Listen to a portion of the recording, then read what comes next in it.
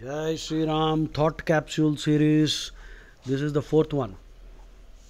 The one on top. Hinduism is an ongoing concatenation of spiritual experiments. Now, some time ago, somebody asked me, what is this Hinduism? So I gave him this very complicated answer. Now, concatenation means a link. So, Hinduism is probably the only open source religion. We are eclectic, Eclectic.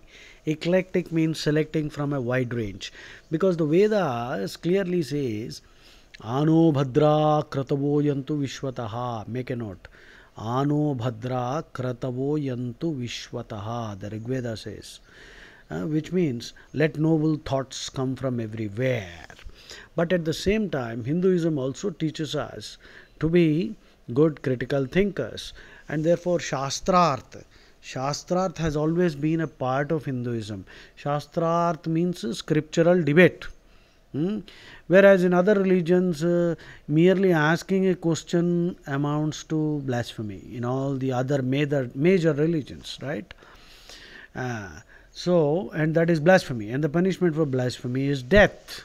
Whereas in Hinduism, you will find we have this interesting concept of Ninda Stuti also, which means you accuse God and almost run him down, ridicule God.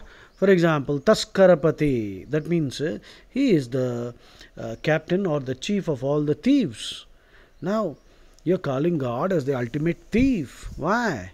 Because he will steal all these belongings that you have accumulated. Actually, he will steal all your sins away. Right?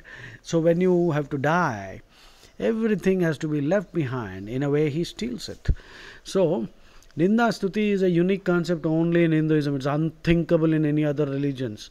Merely asking a question itself is blasphemy.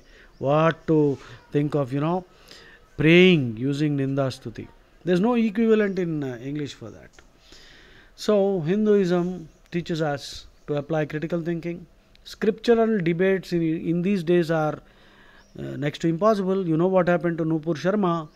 So, I don't want to get Nupur Sharmad. That's a new word now. That's a new verb.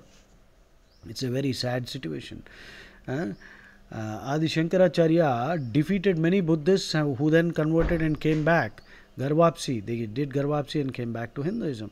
Ramanujacharya had debates with, at one time, 1,000 Jain scholars debated with Ramanujacharya. And they all were defeated and they came back to the Hindu fold. So, this unfortunately is not allowed in these days because of the faulty system, and others take all liberties in criticizing Hinduism, but the slightest criticism of other religions is met with the draconian 295A and 153A. In other countries they have blasphemy law. In India we have these sections 295A, 153A, which are worse than blasphemy laws. Okay, Rama, next. Ripunamapi Vatsalaha. That means Rama is merciful even to his enemies. You see? Being merciful even to his enemies. What is Rama trying to teach us? That means you may have to fight and perhaps kill the terrorist, but you don't have to hate that fellow. You have to be able to understand that it is the ideology that has completely damaged his thinking. Otherwise, we are all born divine. We are all Amrutasya Putraha, as the Veda says. The next thing is, to any atheist who says, where is God? Ask him, do you have a mind? He might get angry. You just tell him, I cannot see your mind, but I'm sure you have one. So where's your mind? Likewise, you can't see Krishna, but he's the truth. You can't see gravity waves, electromagnetic waves. So the most powerful things in the universe are intangible.